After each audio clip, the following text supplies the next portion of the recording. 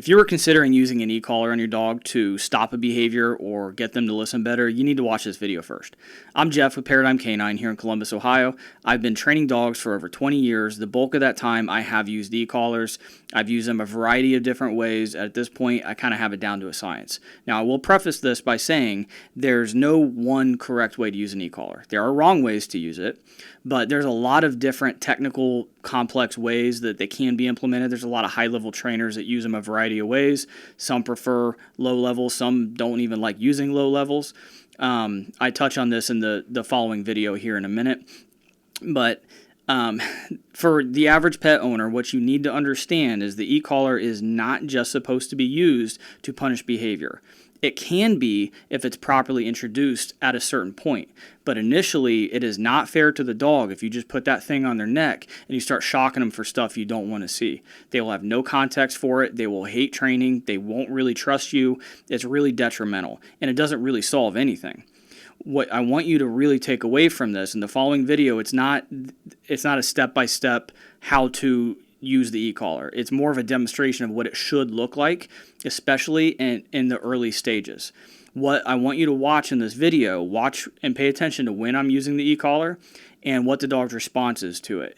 You want to see a strong, confident, almost happy response to it. You want the dog to think when they feel, I know exactly what to do. You don't want fear, you don't want stress, you don't want anxiety. What you're doing is you're communicating when this thing comes on, this is what you do. There's a general misunderstanding in the dog training industry amongst both dog trainers and dog owners about what the proper way to use an e-collar is. And to be fair, there's a bunch of different ways out there. There's high-level trainers using it in a variety of different ways. So it's not like there's just one correct way to use it. I would say that there are wrong ways to use it. There's this assumption, I think, amongst a lot of people, partially because of how e-collars used to be used, back in the early days before the e-collar technology was where it was now. Like older e-collars, like for hunting dogs and stuff back in the day, there was no like low-level stems. It was like higher, and oh my God. But they're using on these really high drive hunting type dogs, which Berkley here kind of is, but that's not how we're going to be using it with them here today. But the assumption is that the e-collar is there to stop behavior and to get rid of unwanted behavior. And it is by far the worst way you could look at it. When used properly, an e-collar is an extremely good communication tool. Now, on the other side of the spectrum though, there's a lot of big dog training franchises and things like that exclusively use e-collars. Good boy. And the lies that they tell their clients in order to get them to be comfortable using it is that, we're just going to use a little tickle. We're only using the low levels. It's low level communication. That is true if you're doing it properly in the early e-collar conditioning phase of training, which I'm going to show you here. But that is absolutely not true if your dog is blatantly giving you the finger and running across the street chasing a cat. You are not going to tickle your dog for almost killing themselves. But if you don't properly prepare the dog to understand what this means when it comes on, what they're supposed to do to turn it off and how to avoid it in the future, they have to understand all these things. If they don't, it doesn't matter how high you turn it up. You're just going to shock the crap out of your dog. They might yelp, but they're going to keep going because they weren't conditioned to perform an action when they feel this. So what I'm going to show you here today with Berkley, let's go. I have his e-collar remote paired up to a Bluetooth speaker, so when you hear the beeping sound, that is me using the remote. And I'll let you know what levels we're working at here. I'm going to start him at 5, but before we start, I'm going to be working on his heel position. Let's go.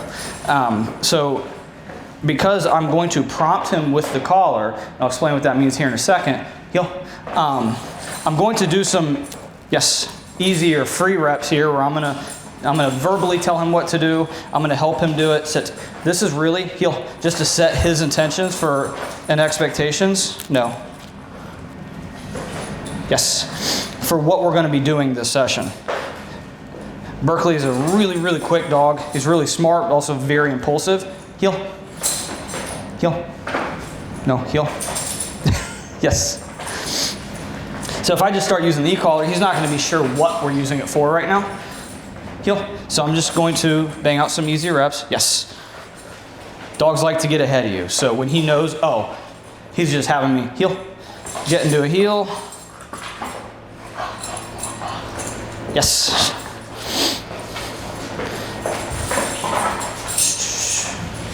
Heel.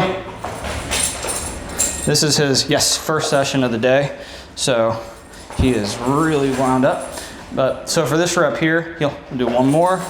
Before we run out of treats. No. I'm using, yes, big chunks of liver right now, so he's trying to steal them out of my hand. All right, now that I got Berkley warmed up, yes.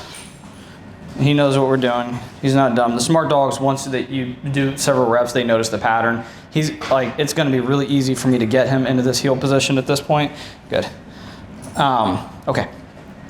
But I want to show you, is how I can prompt him to get here with the e-collar. Yes, good boy. Just with the tap of a button. Now, you almost, yes. If you didn't know what you were looking for, if I didn't have that speaker on, you'd have no idea.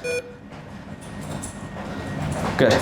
You'd have no idea that I was even using the e-collar, but good. Look what the dog's doing. Now, again, the purpose of this, good. The purpose of this right here, sit, is so that when you do need to turn it up, when that dog sits, good, is chasing that rabbit, no, sit. So see how I'm not gonna reward that. I am just gonna put him back where he's supposed to be, sit. Again, the smart dogs, they notice the pattern. He's like, well, you're just gonna use the e-collar anyway, so I'll just do it, sit. But he does know sit and stay. See it, watch his lean, so I'm not even gonna worry about it right now. I'm just gonna do a couple sits real quick. This is going off on a tangent, let's go. Good boy, there you go. That's it, sit, good. Okay, let's go. Right here, sit, good. There we go. Good boy. If the dog is chasing that squirrel, or let's say, let's go, heel. I'm walking my dog, and then another dog walks past us and is pulling and barking and lunging towards us. Sit. Let's just say this was him. He broke the heel position. I tapped the button. Bam, he's right back, right? A little bit of help there. That's okay. He's still learning. Sit. No, sit. Good boy, there you go. This acts as a prompt, not a punishment. I'm not punishing you for breaking the heel command right now. I'm teaching you, sit. That if you're supposed, no, sit. If you're supposed to be in a heel, good. Sit. No, sit. If you're supposed to be in a heel, good boy, there you go. And you weren't, and the e-collar comes on, that's prompting you to suck yourself back into me to get back to where you're supposed to be. There's no stress on the dog. He's enjoying himself right here. Good boy. A lot of people wince at the thought of using the e-collar, or they're the opposite, sit, or they overuse it, or they, yes, good boy.